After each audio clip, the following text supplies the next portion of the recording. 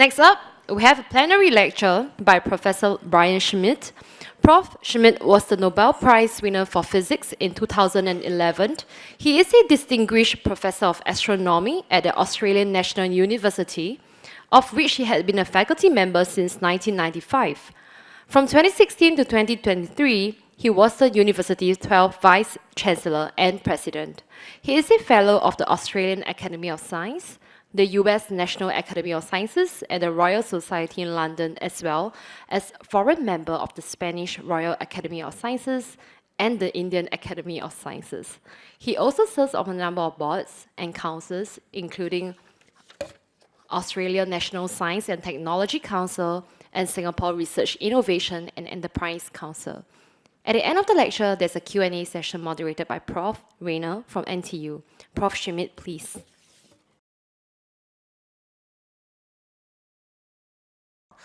Great to be here and have a chance to talk to you about the universe. This is going to be a very big change of scenery compared to Rich talking at things at kind of the submicron level. I'm talking at things that are billions of light years across. So I want to talk about the state of the universe. This is how the universe is and why we think we know what we know.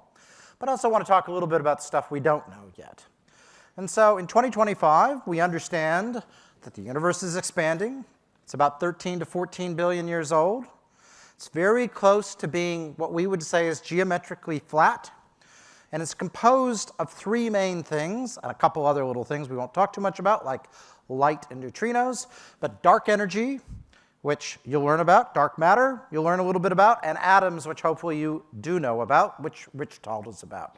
But those atoms are only 5% of the universe. I want to tell you the story about how we know these things. So let's start with just some basic physics. If you look at an object, the further away it is, the fainter it appears. And indeed, it goes as 1 over the square of the distance. If you go through and you look at an object, it turns out, as was discovered in 1917, galaxies seem to have a Doppler shift. Now, it turns out it's not really a Doppler shift, but you can think of it as a Doppler shift. That is, as objects have motion away or towards us, their light is stretched. And when light is stretched, it changes color. You can look at that color, and you can judge how fast something's moving away. And in 1917, Vesto Melvin Slipher went out, and he realized when he looked at these fuzzy things called nebulae at the time, they weren't even called galaxies because we didn't know what they were. He noticed that they're all over the sky, and every single one of them seemed to be moving away from us. And that was a big mystery in 1917. Edwin Hubble put this together. Turns out Georges Lemaître put it together in 1927. He had the unfortunate episode of showing Einstein his work at the Solvay conference in 1927 in Belgium. And Einstein looked at him and said, "Your mathematics is fine, your physics is terrible," and told him to go rethink what he was doing. But he more or less got the story. So Einstein was a smart guy, but he couldn't think of everything, and it's good to remember that. But what Hubble and Lemaître did is they plotted the distance to an object, that is to a galaxy, based on how bright its stars were. And so the further the object away, the fainter the stars. And they also plotted the Doppler shift, or the red shift, how much the light had been stretched redward. And in 1929, Hubble made this diagram very famously, did not show his work to Einstein till afterwards, and after he published it. And you can see that the further an object is away, that is, the fainter its stars, the faster it appears to be moving. And he was sort of a eureka moment. The universe is expanding. And to understand that, I want you just to think of a cartoon. I have a universe, I've expanded it, and let's overlap before and after the expansion. If I look at the nearby objects, when I've expanded the universe, they've only moved a little bit. The distant objects, on the other hand, they've moved a lot. In an expanding universe, the further away something is, the faster it's going to appear to be moving away from you. And you can think of this as being a balloon if you put little stars on it and blow it up. It's the same basic idea. The universe is surprisingly simple to understand in this way. So the cartoon kind of explains the idea of the expanding universe. Now let's think about what an expanding universe means. Imagine I expand the universe, and now let's run it in reverse. Well, when I look back in time, things get closer and closer and closer and closer, and at some point, there's going to be something like the Big Bang, when everything on the universe is on top of everything else. Georges Lemaitre came up with this idea in 1931.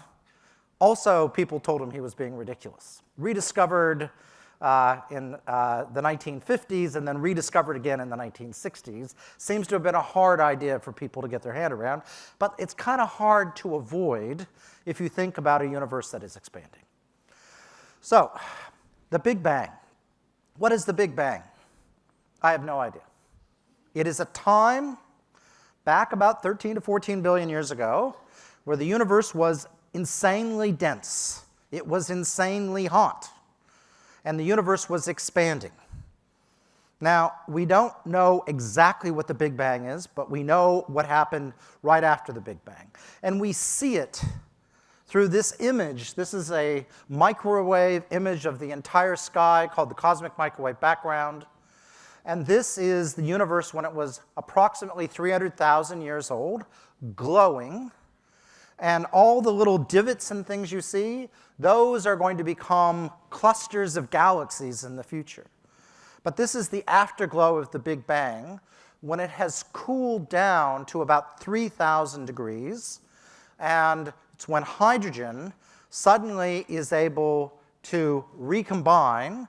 So the electron is separated from the hydrogen atom. At 3,000 degrees, it's cooled off so that the thermal motions don't knock the electron off all the time and can grab the electron. And then suddenly, the universe goes from being opaque, when the electrons are everywhere, to being translucent.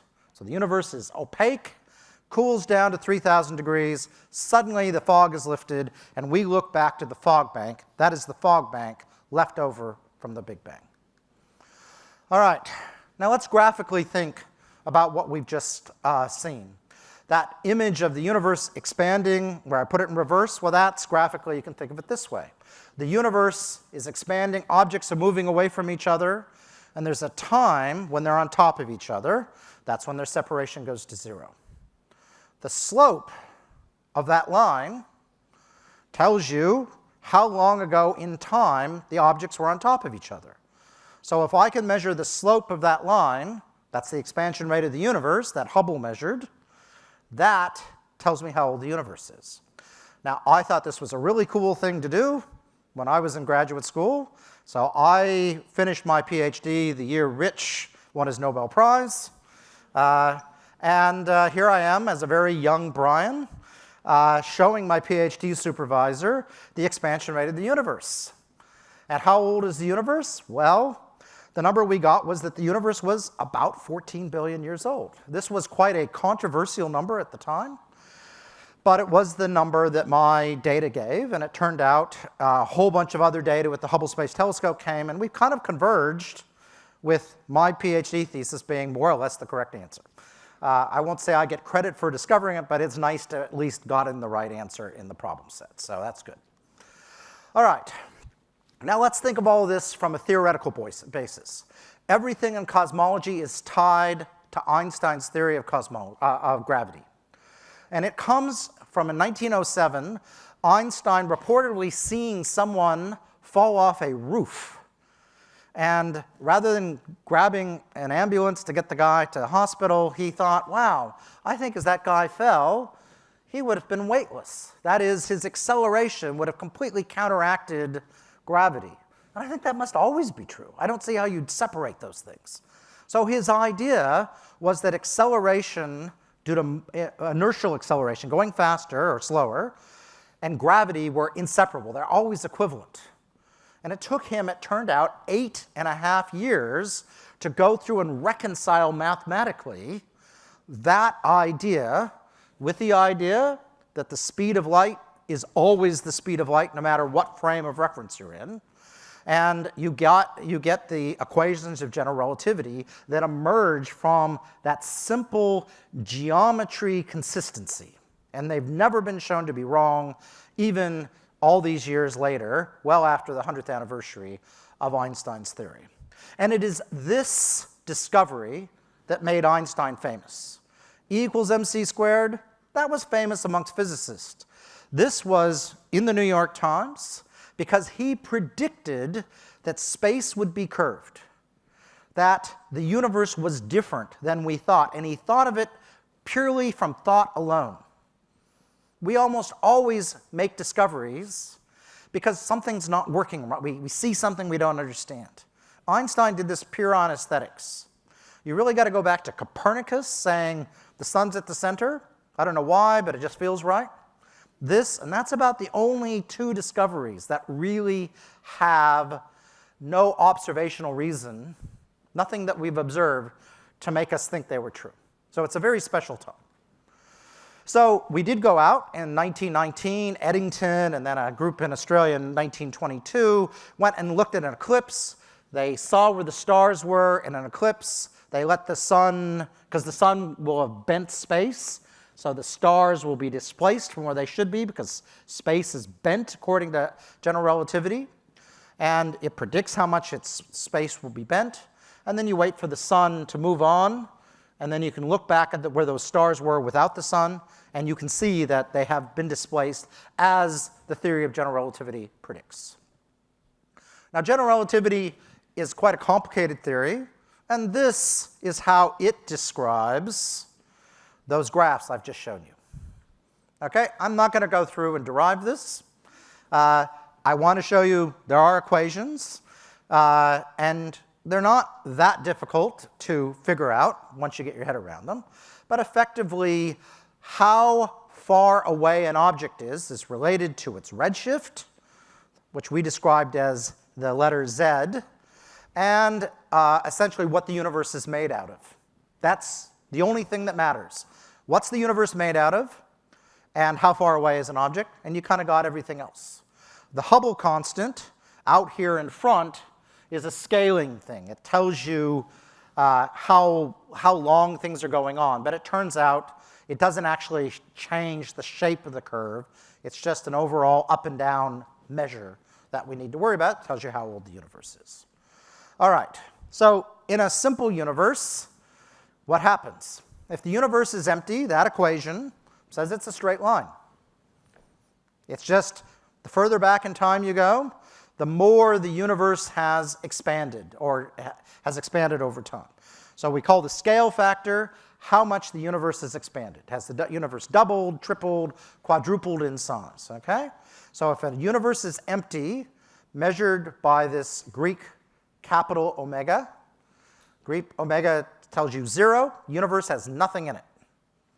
If omega is 1, the universe has a critical density I'm going to talk about in just a second, and everything is just relative to that critical density. Are you above the critical density, or are you below the critical density, okay? So it turns out if you're below that critical density, then the universe is not very dense. Gravity doesn't slow things down, and the universe keeps getting bigger and bigger and bigger over time, slowing down less and less over time, but always slowing down. If the universe is above the critical density, then the universe has enough gravity where the expansion of the universe stops and eventually reverses, and the universe goes and crashes in on itself in the future. So all these universes start with the Big Bang, but only the heavy ones end with the Gnab-Gib. That's the Big Bang backwards. Now, remember I told you that Einstein said the universe is curved. Well, it can be curved. It turns out if the universe has that critical density, the universe isn't curved. It's what we'd say flat.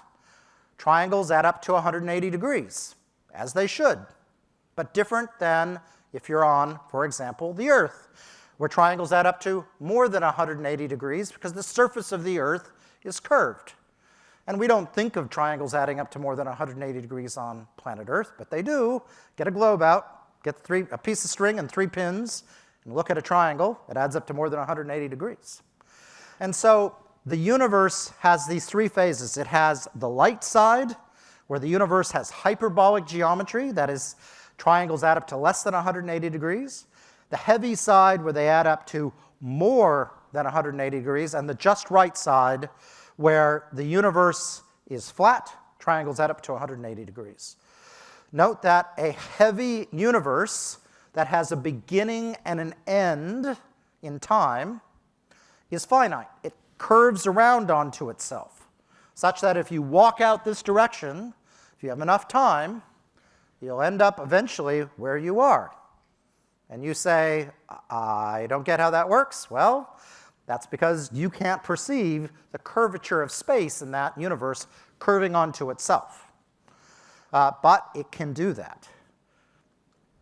All right, so when I finished up my PhD, we had a chance to go out for the first time and look back far enough in distance that we were looking back far enough in time to actually see how the expansion rate of the universe was tracking over time. And our goal was to go through and effectively say, is the universe slowing down fast enough that it's at faster than that critical amount, at the critical amount, or slower than the critical amount? So if you're on the bottom side of this diagram, gravity is heavy, the universe is slowing down quite quickly over time. If the universe is lighter than that critical, then the universe is slowing down slower than that dotted line. So I'm going to go and I'm going to effectively measure the expansion rate like I did for my PhD, but not just in the nearby universe. I'm going to look 8 billion years in the past. That's how long it takes the light to reach us. Measure what it's doing back then, and I'm going to plot it back in time. So that was my first, I guess, program to do after my PhD. I went to Australia. That was my pitch to get my job in Australia. I applied, unlike Rich, 36 places, got 34 rejections, got two of my best jobs, actually, but who would have thought? So the cool thing that had been developed were type 1a supernovae. These are cosmic explosions. They create most of the iron in the universe, including all the stuff that's in this room. And they're as bright as about 5 billion stars. And they are surprisingly uniform for things in astronomy. They're consistent to 7 or 8% in brightness. And we can use them as tools to measure distances by how bright they appear. And so I was in Chile. A lot of the early work was done in Chile. Nick Sunsef, Pete Chalice, who are members of our team. And we talked about how to do this. The hard part is these exploding stars are really rare. And so we have digital cameras, which were developed by astronomers, and we all use crazy too much these days. But you can thank astronomy for your digital camera. And these digital cameras are new. They are taking gigabytes of data back when we didn't have gigabyte hard drives. And each of these images have 20,000 stars. We take 1,000 of these images a night, and there are 2 or 3 exploding stars in all of them. So we have to find the needles in the haystack. I used a 2-layer neural net back in 1994 when no one knew what those things were to help as part of this process. And it's effectively looking for, as I said, the needles in the haystack. And so here is one of those needles. And we know this because we take 2 images. And my job as a young postdoc was to write the software that would go through, align images, match them, and subtract them, and look for the little thing that appeared 24 days after the previous image. This is an object, 5 billion light years in distance. It exploded before the Earth was formed. So we're looking back that far, not to the time of the dinosaurs, that's the nearby universe, before the Earth was formed. All right? So this is hard work, so I'm going to take you to Chile when we were doing this work. This is the Cerro Tololo 4-meter telescope, one of the driest, clearest places on planet Earth. And we're out there, and we get 6 nights a year. That's more telescope time than anyone else on the planet's getting at this time. There's a group of us on 6 continents working together, and as the stars go by, we're going through and making sure we get data that's good, and because every photon matters, okay? So the data comes in, my software does its best job to try to find things, and then we have a sweatshop of people in there trying to get the AI, which is very rudimentary, to do a better job. This is much easier to do now, but no one had done it before. So here we are collecting our 3 or 4 candidates. We decide what they are, and then we have to send them to Hawaii, where the largest telescope on the planet, the Keck telescope, is going to go through and get a spectrum of it so we can get the redshift and make sure it's a type 1a supernova. So here, the Keck telescope is ready to operate. Adam Rees, who I won the Nobel Prize with, Alex Filippenko are there, and they take those candidates. We do this for 3 years, and voila. We go through, we plot the data. The end of 1997, Adam and I are looking at this, and here's the nearby objects. Each one of these objects is an exploding star. Each one gives you a measure of the expansion rate of the universe at a given time. And the first thing we look at is, okay, these nearby objects, which have been taken, all kind of make sense, but these distant objects that we painstakingly over 3 years got, they're not where they're supposed to be. They're not where the universe is slowing down. They're above the line. They're the part of the diagram where the universe has expanding slower in the past and it's sped up. So we didn't say eureka, we just figured we made a mistake. And for the next 5 months, you're trying to figure out where the mistake is. It wasn't like, Rich, you just heard, I'll go do the experiment and it'll be fine. This is 3 years to do the experiment. We didn't get any more chances, I'm afraid. But after several months, you realize this result is not going away. And so the universe was speeding up, meaning the basic idea that we had going into the experiment was clearly not correct. And so papers came, not just from our group. There was a competing group out of Berkeley. And here's the team in Stockholm that did the work. And like Rich, I will note that there is not a single woman on that team. If you came to an astronomy meeting now, almost 50-50 men and women. And so I have been, like Rich, quite dedicated to trying to fix the errors of our field back then. And I'm very proud of where astronomy is these days. Saul Perlmutter's team did have some women in, so good on Saul. And they were there too. So great celebration, as Rich said, in Stockholm. It's an amazing tribute to science and the excitement of discovery. So it turns out Einstein created what we needed to explain this in 1917. The cosmological constant is something he could add to his equations. Didn't need to be there, but he realized it was allowed to be there and everything still worked. And the cosmological constant is energy that is part of space itself. And it turns out if space is full of energy, that energy acts like anti-gravity. It makes gravity push rather than pull. Now, there's no reason to believe it should be there until our measurements indicated that it was. So dark energy seemed to be the answer. And our analysis said you needed to have, to get that curve to be exactly right, a mix of 30% atoms or normal gravity and 70% material which is pushing on the universe. So this diagram I showed you actually has another curve. If you add dark energy, the cosmological constant, then the little red curve is what general relativity tells you the curve should look like. It's kind of starts slowing down.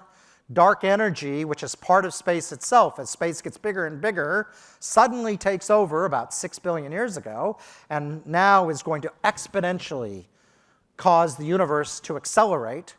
So the universe is predicted to accelerate in its expansion forever, getting bigger and bigger, faster and faster.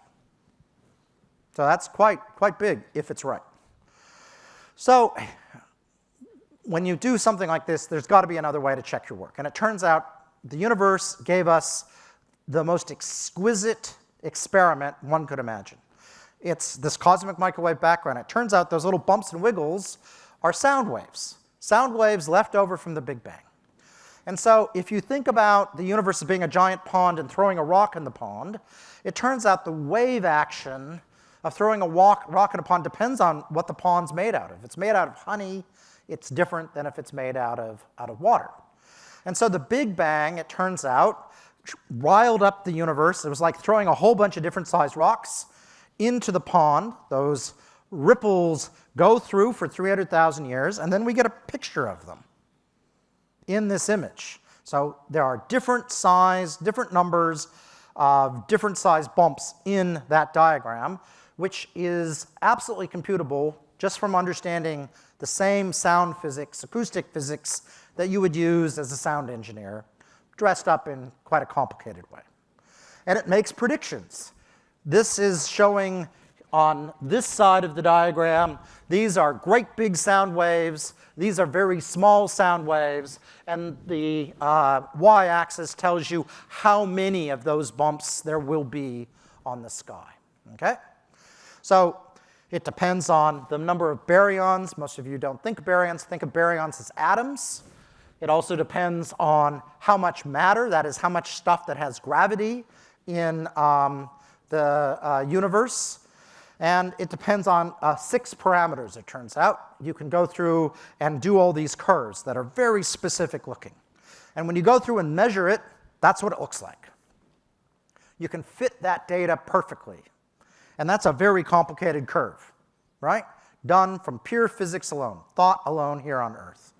And it turns out that tells you that the universe has something called dark matter in it. What's dark matter? It's material that has gravity, just like atoms, but it can go right through itself. It doesn't collide. It doesn't create pressure. But you need that. And it turns out there are many reasons we think dark matter exists, but this is the way that you can't get rid of. To 1 part atom, and it turns out that dark matter, as we say, we see in galaxies, we see throughout the universe. It's essentially invisible, and we have only knowledge of it through astronomy. We have never been able to see that it exists in any other way. And so the other part of this experiment is those sound waves have a certain size. Think of them as a ruler. And how big a ruler appears depends on the curvature of the universe. If the universe is curved onto itself, then it magnifies like a magnifying glass. If it's curved away from itself, then it demagnifies, and if it's flat, it doesn't do either. And so you can make predictions based on the curvature of how big those bumps, those sound waves look. And that's what they should look like, whether or not in those 3 types of universes. And to exquisite accuracy, the universe is just right. It is absolutely right on the triangles having 180 degrees and there being no magnification. So you have a universe then, based on the cosmic microwave background, that is got that critical density. That's what you need to make the universe flat. We know that it turns out from the measurement from the cosmic microwave background, when you say 6.5 to 1 atoms, the part I didn't tell you is you add it up and you have 30% of the critical density. That's how much of that stuff you have to fit that curve. And that leaves you 70% mystery matter, which is the dark energy we seem to have discovered. And that dark energy, the acceleration, shifts the curves just a little bit. And the measurements are so accurate, it turns out you can measure, therefore, how much dark energy there is with the cosmic microwave background, and we more or less get the same answer we do from our experiment in 1998. So we live in a crazy universe, a messy universe, where the stuff we know and study here on Earth, that's 5% of the universe. 95% of the universe is stuff we only know exists through astronomy. Dark matter, dark energy. Now, you might think that if you've got to make up 95% of the universe, you don't know what you're talking about, and you'd probably be right. But the way science works is you come up with a crazy idea and you make a prediction. And this was the prediction in 1998 from our work. And I want you to think of what that curve looked like with all those bumps, 30-some bumps and wiggles, fit perfectly. That was the prediction of this model in advance. That is how science works. When you predict things, you test them, and you get the right answer, then you think you know what you're doing. That is what I think is the actual sense of reality. So We live in a universe, and I haven't been able to talk about all of this, but it's called our Lambda-CDM cosmology. And it turns out the Big Bang starts with these initial fluctuations. Those are the rocks I was talking to you about. And they're created, we believe, it's a guess, by the process of inflation, where the universe was accelerating, like it is now, and the acceleration exponentially took things from the quantum level and expanded them to the size of the entire universe. Seems crazy, but it also predicts a lot what we see. And for some reason, that exponential expansion stopped. We don't know why, but it seems to have stopped. And this era and the Big Bang, think of them as kind of the same thing. Very difficult to disentangle. We have a universe full of lots of things, and it effectively agrees with everything we've been able to measure, except for one little tiny problem that's emerging. My colleague Adam Rees has been out measuring the Hubble constant more and more accurately, and it turns out the measure of how fast the universe is expanding now versus of how we measure it in the cosmic microwave background, it disagrees by about 7%. And you want to say maybe it's just the measurement error, but at this point, I think it's a problem. And in physics, it's not biology. When you have a 7% problem in physics, you're either right or you're wrong in physics, right? 7% isn't a big problem, but it's a problem. So I don't know what's going on there. It could be it's a little fudge of something we haven't figured out yet, or maybe the whole paradigm's wrong. We don't know. That will be for you to figure out. But we're not done yet. There really are some big problems. What are dark matter? What is dark energy? Why do neutrinos have mass? It turns out they do. That's not part of the standard model. Why is the universe why is the universe full of something other than photons? The standard model of cosmology, if you run it, the universe shouldn't have any atoms at all. Everything in the universe would have been antimatter and matter. They would have collided, created photons. We would not exist. So something's wrong there. We don't have that. And what is this stuff where we expand the universe from the size of the tiniest atom, the center of the smallest thing you can imagine, to the scale of the entire universe? How does that work? Why did it stop? What is going on?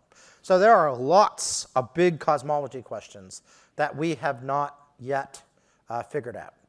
And of course, there's lots of astronomy questions as well.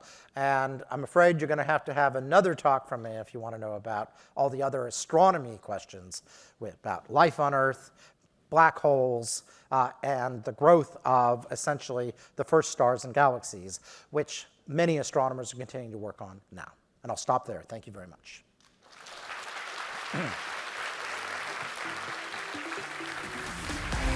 Thank you, Professor Schmidt. May we invite you to remain on stage?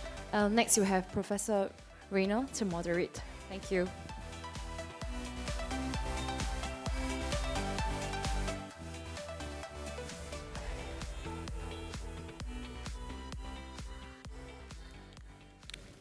Okay. Yeah, thanks for the amazing talk. It was very interesting, very encouraging to see. We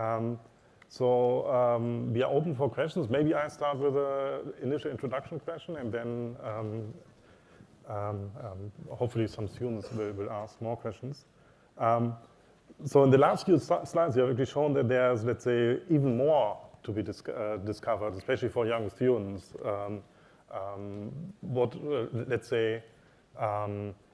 What would be, let's say, an area they should actually work on? Well, I think you want to work on something that a student finds interesting. What's the question you find interesting?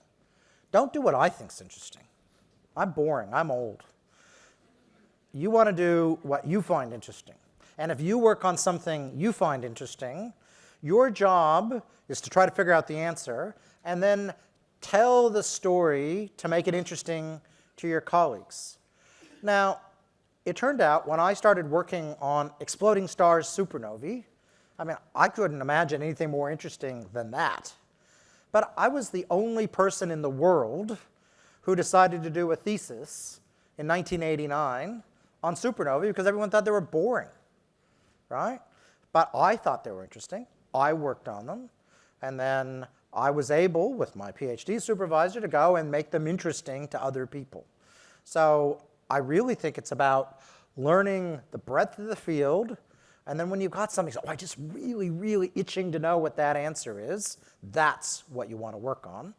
And as Rich said, if something comes along and suddenly there's something else really exciting, after you probably finished your PhD thesis, then work on that then. Don't be scared to change if you see something exciting. So I started working on the accelerating universe. I didn't know it was going to be accelerating. I'd finished my PhD thesis, and I was actually working on something that was very interesting to me, but wasn't that interesting to everyone else. And I had 2 things change in about 6 weeks, where I simultaneously realized that type 1a supernovae were going to be a method of measuring distances accurately. And then the group at Berkeley demonstrated with these digital detectors you could discover them. That was 6 weeks. I immediately stopped everything I was working on, and I started working on that because I wanted to know the answer. And that's what I did. Perfect, thank you. Oh, yeah, please. Yeah, first of all, thank you so much to finish your presentation with open questions in your research. I think it's super important. And therefore, I have a question about it. In my research, I'm working with satellite signals. And we already have so many biases into it, like so many errors and so many ifs. What this error, if that things happen, what that things happen.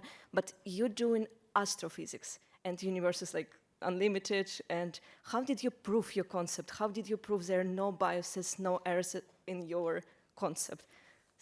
So the first issue is I bet you when you're doing your satellite signals, you're trying to measure things very accurately. Astronomers, we used to do things to a factor of 2, and we were pretty happy.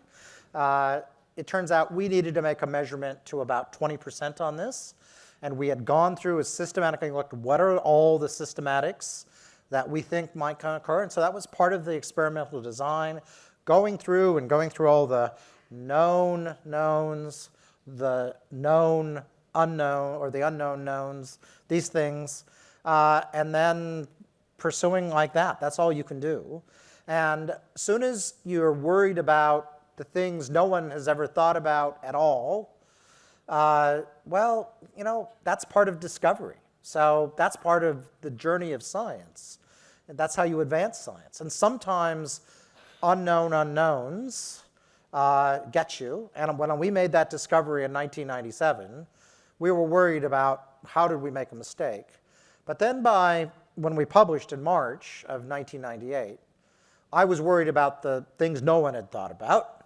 But you know, after 9 months, I figured no one had figured out what we had done wrong, and it was slowly not becoming my problem, but the problem for the field. And so after a year, I was feeling a bit better about it because there was nothing obviously wrong.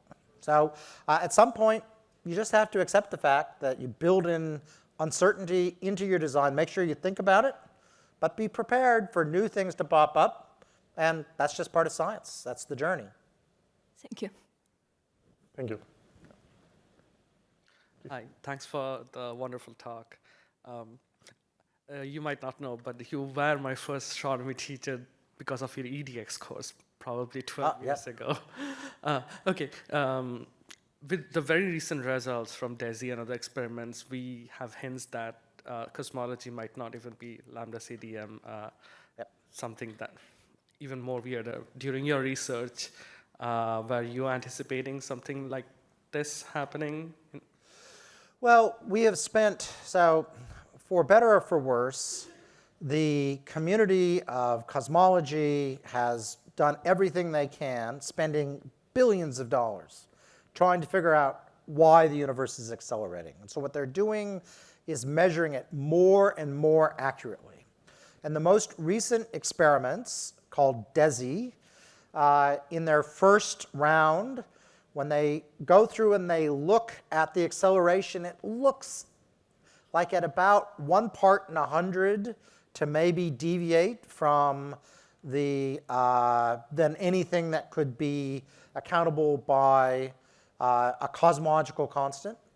So maybe they're right, but it's early days, and we're going to be taking, fortunately, many more years of data with a couple other experiments, and we will see whether or not the predictions of the cosmological constant end up being right or wrong, or it's just some glitch.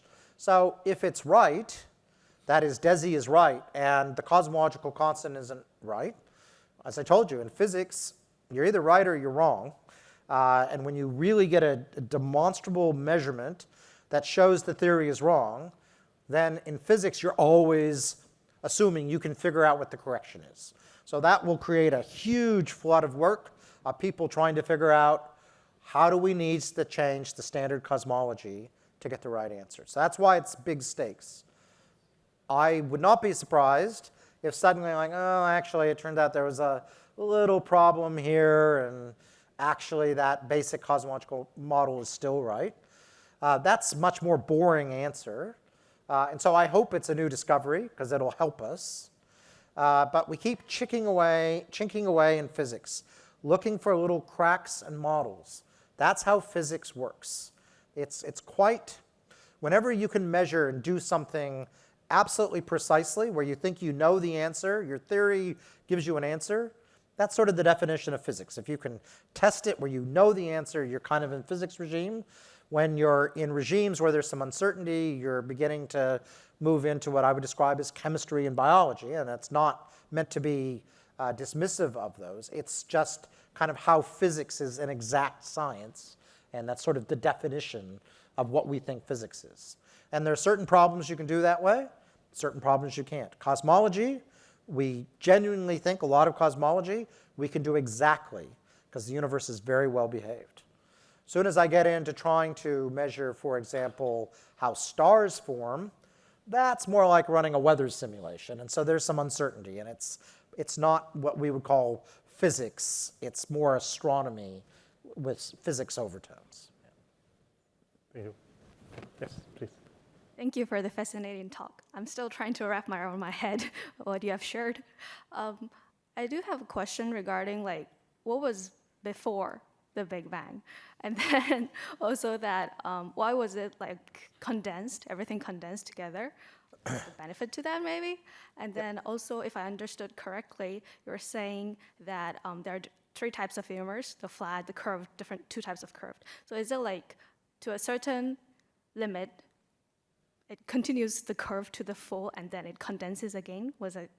I mean, am I understanding it correctly? Like it's a cycle of expansion and then condensing. Okay, so a lot of ground to cover there. I've got 3 minutes and 18 seconds, so we'll see how we do. First of all, what came before the Big Bang? No idea. Don't even know if that's a valid question. At some level, I suspect whatever the Big Bang was, it effectively extends time forever back in time. It's hard to imagine that things are going to be created from absolutely nothing. So there's some sort of universe of universes, I think, that's always existed and always will exist.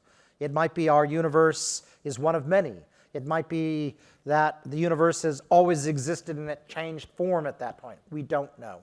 So why was it dense and started expanding? I have no idea. All what I can tell you is it did. I don't know why. With respect to the three types of universe, so dark energy adds an extra layer of complexion, okay?